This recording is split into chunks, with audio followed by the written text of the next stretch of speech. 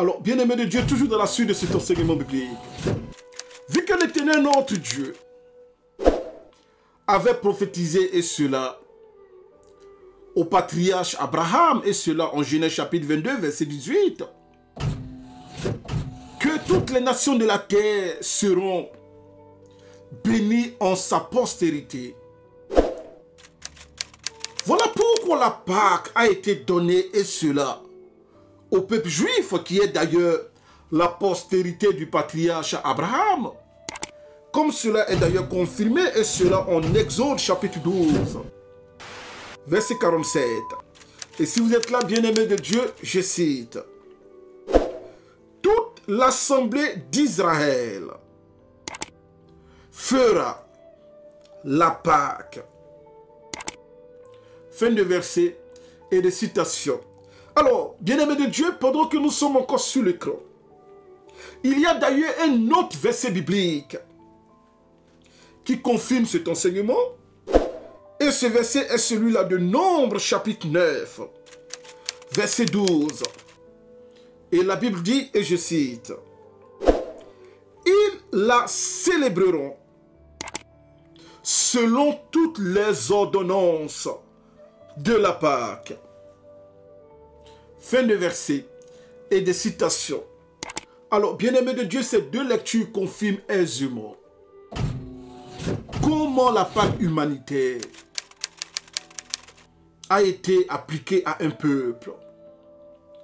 Parce que comme précédemment enseigné, l'Éternel notre Dieu prophétise la Pâque, et cela au patriarche Abraham, en lui disant, et cela en Genèse chapitre 15, verset 13 à 14,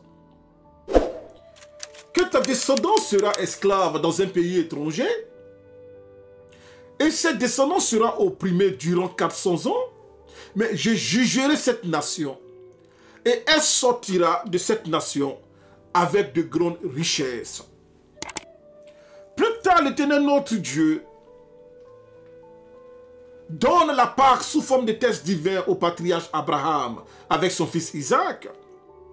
Et par après, il prophétise sur le patriarche Abraham, et cela en Genèse chapitre 22, verset 18, en lui disant: toutes les nations de la terre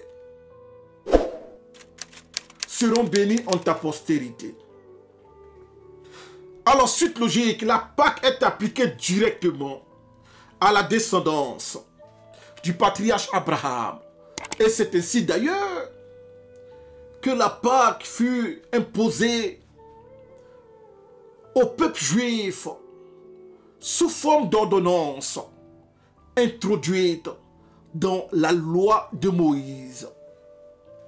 Oui, bien-aimé de Dieu, la Pâque est une ordonnance de la loi de Moïse.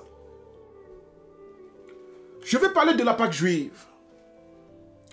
Voilà pourquoi la Bible confirme cela en disant, et cela en Exode chapitre 12, verset 47, que toute l'assemblée d'Israël célébra la Pâque. Chose d'ailleurs confirmée par Nombre chapitre 9, verset 12, qui confirme qu'ils célébraient la Pâque selon toutes leurs ordonnances de l'Éternel.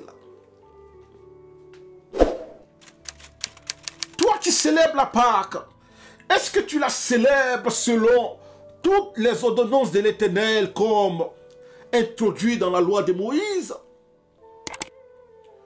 Mais c'est justement de cela que Christ nous a délivrés. Voilà pourquoi lorsque tu lis à présent Jean chapitre 19, verset 30, la Bible dit, dès qu'il prit le vinaigre, en parlant de notre Seigneur de gloire, Jésus-Christ de Nazareth, il a dit, tout est accompli. Et dans les leçons qui suivent, nous allons voir exactement les ordonnances qui accompagnaient la Pâque. Et tu vas voir véritablement de quoi le Seigneur Jésus-Christ a délivré. Alors, comme précédemment indiqué, Jean chapitre 19, verset 30. Et la Bible dit, et je cite, quand Jésus eut pris le vinaigre, il dit, tout est accompli. Fin de verset et des citations. Voilà pourquoi justement, selon le passage qui s'affiche à présent sur l'écran et qui est 1 Corinthiens chapitre 5, verset 7, la Bible dit, et je cite, « Christ, notre Pâque, a été immolé. » Fin de verset et des citations. Oui, bien-aimés de Dieu, la Bible nous dit que Christ, notre Pâque, a été immolé.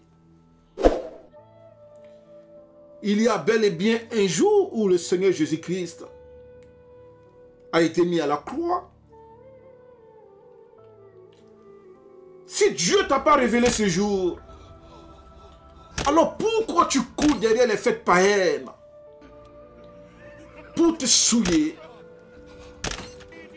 en célébrant d'après toi une fête de commémoration de la mort et de la résurrection du Seigneur Jésus-Christ?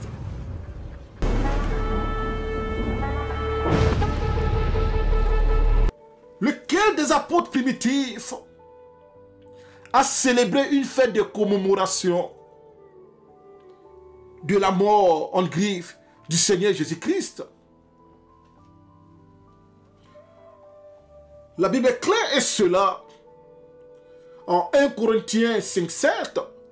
Christ, notre Pâque, a été immolé.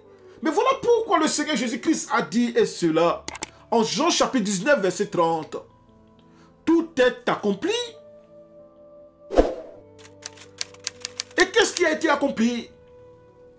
C'est la manifestation de cet animal qui a été immolé. Depuis Genèse chapitre 3, verset 21, là où l'Éternel notre Dieu fit des habits de peau à Adam et Ève, le temps que Christ soit manifesté plus tard au temps fixé, selon 1 Pierre chapitre 1, verset 19 à 20, cet agneau sans défaut, qui a été prédestiné avant la fondation du monde et manifesté au temps fixé, Christ est mort à la croix pour tes péchés. Bien plus, il est ressuscité au 3e jour pour que tu sois sauvé au paradis. Alors pourquoi tu t'associes aux fêtes païennes d'Ista pour te souiller et toi-même te ramener sur le joug de la servitude? Et si c'est la Pâque juive que tu célèbres, la Bible est claire et cela en Exode chapitre 12 verset 47, que toute l'assemblée d'Israël célébrait la Pâque. Es-tu juif? Toute l'assemblée d'Israël. Est-ce que tu es juif?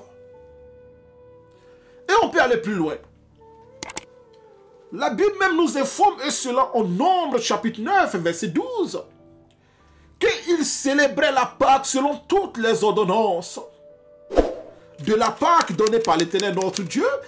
Est-ce que ton prédicateur qui te fait célébrer la Pâque, il te l'a fait célébrer selon toutes les ordonnances de la loi de Moïse?